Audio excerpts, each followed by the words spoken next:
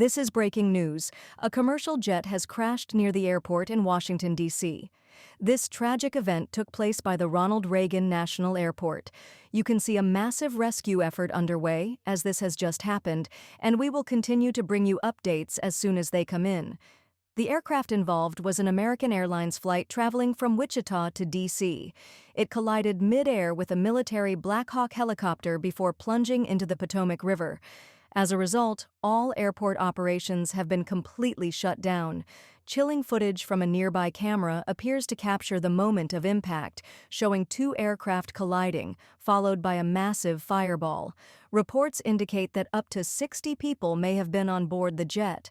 At this time, there is no confirmed information on the number of crew members aboard the military helicopter. At 8:53 p.m., emergency calls were made reporting a collision between a military helicopter and a small passenger aircraft. The aircraft, now confirmed as an American Airlines regional jet, crashed into the Potomac River, prompting an enormous emergency response.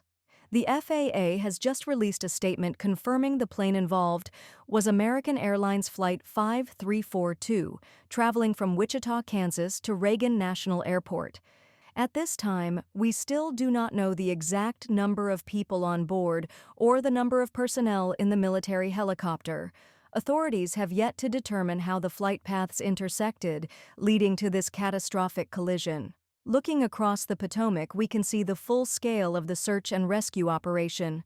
Rescue boats are now on the water, and crews are working against the clock to locate survivors. The entire airport has been shut down, with all incoming flights being held at their departure locations until at least 10:30 p.m. Wednesday. Given the severity of the situation, delays are likely to extend far beyond that. We will continue to follow this developing story and provide updates as soon as new information becomes available. Stay tuned.